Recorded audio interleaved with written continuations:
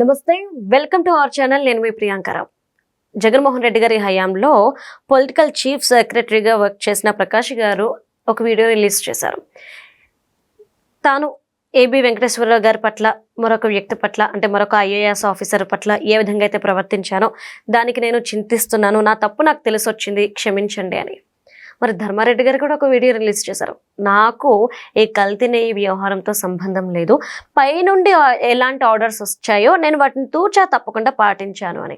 మరి వీరిద్దరి వీడియోస్కి అర్థం ఏంటి, ఎందుకు ఇంత సడన్గా వీళ్ళు ఇలాంటి ఒక సెల్ఫ్ వీడియోని రిలీజ్ చేశారు అనేది క్వశ్చన్ మార్క్. సో దీని గురించి మనం డిస్కస్ చేద్దాం. అంతా మాట్లాడడానికి జనసేన పార్టీ రాష్ట్ర అధికార ప్రతినిధి శ్రీనివాస్ గారు ఉన్నారు, ఆయన తెలుసుకుందాం. నమస్కారం సార్. సార్, ఈ ఇరువురి వీడియోస్ చూస్తే రెండు క్వశ్చన్స్ రేజ్ అవుతున్నాయి. ఒకటి, నిజంగానే వీళ్ళలో మార్పు వచ్చిందా, వాళ్ళ తప్పు వాళ్ళకి తెలిసొచ్చి దేవుడి పట్ల వాళ్ళు చేసింది, అలానే తోటి ఉద్యోగి పట్ల ఆయన ప్రవర్తించిన తీరు, వీటి వల్ల వాళ్ళు బుద్ధి తెచ్చుకొని ఈరోజు క్షమాపణ అడుగుతున్నారా? లేదు అంటే ఎక్కడ కేసులు పెడతారో, ఎక్కడ జైలు జీవితం అనుభవించాలి, ఇవన్నీ తలనొప్పి మాకెందుకు, తప్పు ఒప్పుకుంటే సరిపోతుంది కదా అని ఇలా తప్పు ఒప్పుకుంటూ క్షమాపణ కోరుతూ వీడియో రిలీజ్ చేశారా? ఎలా చూడాలి? ఒకటమ్మా, జగన్మోహన్ రెడ్డి గారి హయామే కాదు, వారి తండ్రి గారి హయాం నుంచి కూడా వీళ్ళ మాటలు విని అనేక మంది ఐఏఎస్ ఆఫీసర్లు కావచ్చు, ఐపీఎస్ ఆఫీసర్లు కావచ్చు జైలు పాలైన విషయం మనకు తెలిసిందే.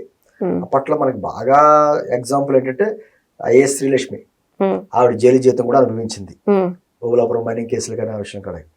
ఏంటంటే అప్పటి నుంచి కూడా, అంటే రౌతు బట్టి గౌరవం అంటారు చూసారా, ప్రభుత్వంలో పాలకులను బట్టి అధికారులు కూడా ఉంటారు. కొన్ని విషయాల్లో వాళ్ళు చెప్పిన విషయాల్లో వీళ్ళు పాటించాలి, తప్పదు. కానీ వీళ్ళు చదువుకున్నది ఐఏఎస్ ఐపీఎస్, అద్భుతమైన సివిల్ సర్వీసెస్ మాట. వాళ్ళు చదువుకున్నటువంటి జ్ఞానం ఏమైపోయింది? వాళ్ళు తప్పు చేయమంటే చేసేస్తారా? ఇప్పుడు మనకి ఎవరికైనా చెప్పి మనకి ఎంతో ఇష్టమైన వ్యక్తి అవతల వ్యక్తిని పొడి చేయమంటే పొడిచేస్తామా, చంపేస్తామా? మనకంటే ఉండాలి కదా, అది హత్య అవుతుంది, అది చేస్తే కేసు అవుతుంది అనేది ఉంటది కదా. అలా చేయడం తప్పు అని చెప్పాలి కదా. మరి ఆ చెప్పే ధైర్యం కూడా లేకపోతే ఎలాగా? ఇప్పుడు వచ్చి అంటే ఆయన ఏమంటాడంటే, ప్రవీణ్ ప్రకాష్ గారు నిన్న వీడియో రిలీజ్ చేస్తూ, స్వతహాగా నేనేం తప్పు చేయలేదు, పైనుంచి వచ్చినటువంటి ఆదేశాల ప్రకారం నేను చేశాను, దాంట్లో నైతికత ఉంటుంది, మామూలుగా అధికార ప్రకారంగా చేయవలసిన కొన్ని ఉంటాయి అంటే నేను కొన్ని ఉదాహరణలు చెప్పుకుంటూ వచ్చాడు. ఇప్పుడు మేము ప్రభుత్వం ఇచ్చేటువంటి ఒక వాహనం వాడుతూ ఉంటాం, ప్రభుత్వ వాహనాన్ని ప్రైవేట్ కార్యక్రమాలకి, వ్యక్తిగత కార్యక్రమాలకు ఉపయోగించకూడదు, అది చట్ట ప్రకారం.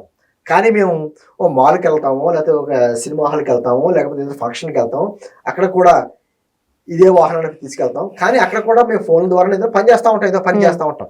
కానీ చట్ట ప్రకారం ఏంటంటే నువ్వు వ్యక్తిగత వ్యవహారాలకు వాడుకున్నాం అనే దాని మీద వస్తుంది, దాని ప్రకారం పెనాల్టీ వేస్తే కట్టాల్సి వస్తుంది. అదే విధంగా నాకు ఆ రోజున ఏబి వెంకటేశ్వరరావు గారి విషయంలో ఆయన మీద క్రమశిక్షణా చర్యలు తీసుకోమని చెప్పేసి నాకు డీజీపీ గారి దగ్గర నుంచి ఫైల్ వచ్చింది. ఏం చేయాలి? ఆ ప్రకారం చేశాను. కానీ నైతికంగా తప్పే, నాకంటే సీనియర్ ఆఫీసర్ అయినా ఎవరు ఏబి వెంకటేశ్వరరావు, అలాగే జాస్తి కిషోర్ గారి విషయంలో కూడా అలాగే చేశాను. దాంతో ఏమైందంటే నేను చేసిన పని వలన నేను విపరీతమైన ట్రోల్కి గురయ్యాను. దాంతో నేను సమాధానం చెప్పుకోవాల్సిన పరిస్థితి వచ్చింది, నేను ముందే విఆర్ఎస్ తీసుకోవాల్సిన పరిస్థితి ఏర్పడింది. నిజంగా ఆ ఇద్దరు అధికారులకి నేను వ్యక్తిగతంగా క్షమాపణ చెప్పుకుంటున్నాను అనేటువంటి మాటలు మాట్లాడాడు. అలాగే మీరు అన్నట్టుగా ధర్మారెడ్డి విషయంలో కూడా పైనుంచి వచ్చిన ఆదేశాల ప్రకారం నేను ఈ కాంట్రాక్ట్ విషయంలో కానీ ఏదైనా కావాలి ఆ విధంగా చేసుకోవాల్సి వచ్చింది. ఎవరో పైన ఉన్నటువంటి కింగ్ పెన్ను. ఈ మధ్యకాలం చూడండమ్మా, ఈ అధికారులే కాదు, ఆఖరికి సోషల్ మీడియాలో ట్రోల్ చేసి నానా బూతులు మాట్లాడి చాలా వ్యక్తిగత జీవితాల గురించి మాట్లాడిన వ్యక్తులందరూ కూడా అరెస్ట్ అయిన తర్వాత మాకు పైనుంచి వచ్చిన ఆదేశాల ప్రకారమే మేము చేసాం.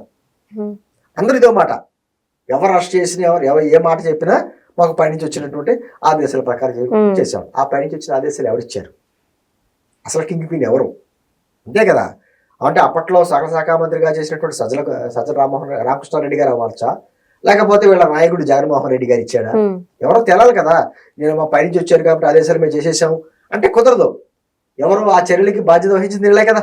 ఈ రోజున వీళ్ళు తప్పు చేసినప్పుడు వీళ్ళ చర్యలు తీసుకున్నారు అనుకోండి, ఎవరు జైలుకి వెళ్తారు? వీళ్ళు వెళ్తారా? వీళ్ళకి పైనుంచి వచ్చినట్టు ఆదేశాలు ఇచ్చిన వాళ్ళు వెళ్తారా? వీళ్ళు వెళ్తారు కదా.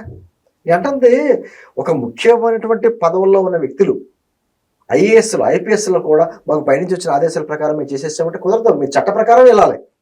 ఇప్పుడు ఓ ఫైల్ మీద సంతకం పెట్టేసి పైనుంచి వచ్చి ఆదేశాలు ఇచ్చారు కాబట్టి మేము పెట్టేసాము అంటే దాని బాధ్యత నువ్వు వహిస్తావా అని పైనుంచి వచ్చిన వాళ్ళు వహిస్తారా? జైలు ఎవరుంటారు? ఈరోజు అదే జరుగుతుందమ్మా. ఎందుకంటే గత 5 సంవత్సరాల్లో కొంతమంది ఈ జాస్తి ఈ ప్రవీణ్ ప్రకాష్ లాంటి వ్యక్తులు, ప్రవీణ్ ప్రకాష్ అంటే అత్యంత సన్నిహితుడిగా జగన్మోహన్ రెడ్డికి పేరుగాంచి అతనే మొత్తం చక్రం తిప్పినటువంటి వ్యక్తిగా, అందరికీ తెలిసిన వ్యక్తిగా అయిన వ్యక్తి ఈ రోజున వచ్చి నేను క్షమాపణ చెప్తున్నాను అంటే సమస్య అంత ఇదే అవుతుంది కదా. ఆ రోజు బాధపడింది ఎవరు? ఏబి వెంకటేశ్వర గారికి మరి ఆ సర్వీస్ పీరియడ్ అంతా లేకుండా చేసి లాస్ట్ లో కూటమి ప్రభుత్వం వచ్చిన తర్వాత ఆఖరి రోజున కదా అతనికి ఇదేంది, అతని కెరీర్ ఎంత ఇబ్బంది పడ్డాడు కదా. ఆయన లాస్ట్ మూమెంట్ లో రిటైర్ అయ్యే ముందు అనేక రకంగా ఆర్థికంగా ఇబ్బందులు పడ్డాడుగా. మరి అవన్నీ తిరిగి ఇవ్వలేరు కదా. నేను అంటుంది ఏది ఏమైనా ఇటువంటి వ్యక్తులు, ఒక బాధ్యతాయుతమైనటువంటి వ్యక్తులు గతంలోనమ్మా, ఉదాహరణగా చెప్తున్నా, ఎన్టీ రామారావు గారు ఉన్నప్పుడు అప్పట్లో మన జయప్రకాష్ నారాయణ గారు లాంటి వాళ్ళు ఉండేవారు ముఖ్యమైన పదవుల్లో. అప్పుడు ఎన్టీ రామారావు గారు పిలిచి అడిగేవారు, ఏమంటే ఈ నిర్ణయం తీసుకుంటే ప్రజలకు ఉపయోగమా కాదా అని ఆయనకు వచ్చిన ఆలోచన చెప్తే, ఆలోచన మంచిదైతే మంచిది, లేదండి రామారావు గారు సార్ ఇటువంటి కార్యక్రమాలు చేస్తే మనకి ఇబ్బంది అవుతుంది, ఆర్థికంగా ఇబ్బంది రావచ్చు అనేటువంటి నిర్మోహమాటంగా చెప్పేవారు ఇటువంటి ఆఫీసర్లు. వాళ్ళు ఏమైపోయారు ఇప్పుడు? నేనేమంటానంటే ఖచ్చితంగా ప్రభుత్వంలో చెప్పేవాళ్ళు వ్యక్తులు, ముఖ్యమంత్రి స్థాయి వ్యక్తులు చెప్పే వ్యక్తులు ఆ కార్యక్రమాలు కింద చేస్తారు. కానీ అది మంచా చెడా, దానివల్ల ప్రభావం ఎలా ఉంటుందని చెప్పాల్సిన బాధ్యత వీళ్ళకి ఉంది. నిర్ణయం వాళ్ళు తీసుకోవచ్చు, కానీ కనీసం అది కూడా లేకుండా వాళ్ళకి ఇష్టం వచ్చినట్టుగా వీళ్ళే చేసేస్తే ఇంకా దానికి ప్రభుత్వం ప్రజలు ఇచ్చే డబ్బులతో వీళ్ళు జీతాలు తీసుకుంటున్నారు కదా. ప్రజలకు జవాబుదారి అధికారులు అన్నది. ఎందుకంటే వీళ్ళు కనీసం కొన్నాళ్ళు సర్వీస్ పీరియడ్లో ఉంటారు, ప్రభుత్వాలు మారుతూ ఉంటాయి, అధికారంలో ఉన్న వాళ్ళు మారుతూ ఉంటారు, కానీ వీళ్ళు తీసుకున్న నిర్ణయాలు ప్రజల మీద ప్రభావం చూపిస్తూ ఉంటాయి. అలా చేయకపోగా కేవలం అధికారంలో ఉన్న వాళ్ళ మెప్పు సాధించుకోవడానికి, లేకపోతే వాళ్ళు ఇచ్చే తాయిలాల గురించో, లేకపోతే వాళ్ళు ఇచ్చే ప్రమోషన్ల గురించో కక్కుర్తిపడి ఇటువంటి వ్యక్తులు అనేక మంది. ఆ సినిమా నటి ఉంది ముంబై నటి జత్వాని ఆ కేసులు ఎలా చేశారమ్మా ఇప్పుడు ఐపీఎస్ ఆఫీసర్లు? ఈరోజు సస్పెన్షన్ లో ఉన్నారు కదా. ఏమైపోయింది ఆ కెరీర్? అంటే ఈ ప్రవీణ్ ప్రకాష్ కూడా గతంలో అద్భుతమైన పేరుండేది. ఆయన గుంటూరు జిల్లాలో కావచ్చు, విజయవాడలో కానీ చేసినప్పుడు మంచి అధికారిగా మంచి పేరుండేది. వచ్చి ఇక్కడికి వచ్చేటప్పటికి అతనంతా కూడా మొత్తం క్యారెక్టర్ అంతా ఇది అయిపోయింది. ఈ రోజు నాకు ట్రోలింగ్ అవుతున్నాను, ఆత్మ పరిశీలన చేసుకుంటే నేను చేసింది తప్పే అని నాకు ఇప్పుడు అర్థమైంది, నేను క్షమాపణలు చెప్తున్నాను వాళ్ళిద్దరు ఆఫీసర్ల కంటే. మీరు క్షమాపణలు చెప్పినంత మాత్రం వాళ్ళ కెరీర్లో వాళ్ళకి కోల్పోయిందంతా మీరు తిరిగి ఇవ్వలేరు కదా. అంటే ఇదంతా గుణపాఠం. ఎవరైతే మిగతా అధికారులు ఇప్పుడు పనిచేస్తున్న అధికారులు ఉన్నారో వాళ్ళందరికీ గుణపాఠం. ఖచ్చితంగా మీరు చదువుకున్న చదువుకి ప్రజలకు బాధ్యతగా ఉండాలి. మీరు తీసుకున్న జీతాలు ప్రజల కష్టార్జితం, అంతే తప్ప పాలకులకి డప్పు కొట్టడం కాదు మీరు చేయవలసిన బాధ్యత. తప్పుంటే తప్పులో చెప్పాలి, మంచిదైతే దాంట్లో ఇంకా మంచిది యాడ్ చేసి మీరు చెప్పుకోవాలి. అంటే ఇప్పటికైనా అదే ప్రవీణ్ ప్రకాష్ బయటకు వచ్చాడు, దామారెడ్డి గారు లాంటి వాళ్ళు, లేకపోతే కొంతమంది వ్యక్తులు, కానీ చెప్పాలి కదా. ఇప్పుడు కొంతమంది అంటున్నారంటే సోషల్ మీడియాలో పోస్ట్ పెట్టాం పైనుంచి వచ్చిన ఆదేశాలు, ఆ పైనుంచి మీకు ఇచ్చిన ఆదేశాలు ఎవరు ఇచ్చారు? ఆ పై వాళ్ళు అరెస్ట్ చేస్తే మాకు ఇంకా పైనుంచి వచ్చే ఆదేశాలు అంటే అసలు కింగ్ పిన్ ఎవరు? అది ప్రజలకైతే తెలుసు, కానీ చట్ట ప్రకారం చర్య తీసుకోవాలంటే వీళ్ళ పేర్లు చెప్పాలి. లేకపోతే ఏమొద్దు, ఉపయోగం లేదు కదా. మాకు క్షమాపణలు చెప్పాం, లేకపోతే పశ్చాత్తాపడుతున్నాం, ఇవన్నీ అంటా కదా కలబుల్లి కబుర్ల కింద ఉంటుంది తప్ప ఆల్రెడీ రాష్ట్రానికి జరగవలసిన డ్యామేజ్ జరిగింది, కొంతమంది వ్యక్తులకు జరగవలసిన డ్యామేజ్ జరిగింది. కాబట్టి ఇప్పటికైనా ఇప్పుడు పనిచేస్తున్న ఐఏఎస్ అధికారులు కావచ్చు, సీనియర్ అధికారులు కావచ్చు, జూనియర్లు కావచ్చు, మీరు తీసుకున్న ప్రజాధనంతో మీరు జీతాలు తీసుకుంటున్నారు కాబట్టి ప్రజలకు బాధ్యతగా ఉండాలి. కాబట్టి మీరు ఏదైనా లోపాలు ఉంటే ప్రభుత్వంలో లోపాలు సరి చేయవలసిన బాధ్యత మీకు ఉంది. అదే లేకుండా కేవలం పైనుంచి వచ్చినటువంటి ఫైల్ మీద సంతకం పెట్టడం అయితే మీరెందుకు? ఇంత చదువుకుని మీరు సంతకం పెట్టడానిక? పైనుంచి వచ్చిన ఆదేశాలు అమలుపరచడానిక? ఆ విషయం ఇప్పటికైనా అర్థమవుతుందేమో లేదో మరి కింద స్థాయి అధికారులకి. లేదంటే అమ్మా చాలా మంది అధికారులు వైఎస్ కుటుంబాన్ని అంటకాగినటువంటి అనేక మంది అధికారులు అందరూ కూడా కెరీర్ అంతా కోల్పోయారు. మనకి శ్రీలక్ష్మి కంటే పెద్ద ఉదాహరణ లేదు. ఆమె చిన్న వయసులో ఐఏఎస్ అయిందని అద్భుతమైనటువంటి కెరీర్ పోగొట్టుకుంది, ఆమె ఆరోగ్యం పోగొట్టుకుంది, జైలు జీవితం అనుభవించింది. ఇప్పుడు ఈ రోజున వచ్చి నేను పశ్చాత్తాపడుతున్నానంటే ఆమెకి జరిగిపోయిన డ్యామేజ్ అంతా రాదు కదా, తిరిగి రాదు కదా. నేను అంటే ఇప్పటికైనా కూడా పాలకులకి ఖచ్చితంగా ప్రభుత్వంలో ఉన్నటువంటి పాలకులకు అనుగుణంగా చెయ్యాలి. కానీ దాంతోపాటు ప్రజలకు అది మంచిగా చెడు అనేది నిర్ణయం అధికారం మీకు ఉంది కాబట్టి చెప్పాల్సిన బాధ్యత మీకు ఉంది. మీకు ఏముందండి ఐఏఎస్ ఆఫీసర్లకి ఇక్కడ కాకపోతే దేశంలో ఇంకో చోటకి ఎక్కడికైనా వెళ్ళి పని చేసుకుంటారు. అంతే.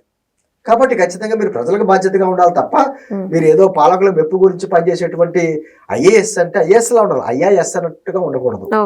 ఆ విధమైనటువంటి మార్పు మంచిదే, మరక మంచిదే అంటారు, మంచిదే. కానీ దానివల్ల జరిగిన నష్టాన్ని మనం పూడ్చలేం. కాబట్టి ఇప్పటికైనా పనిచేస్తున్నటువంటి అధికారులు ప్రజలకు బాధ్యతగా వహించి ఆ విధంగా చేస్తే అద్భుతమైన పాలన అందించడానికి వాళ్ళు సహకరించాలి.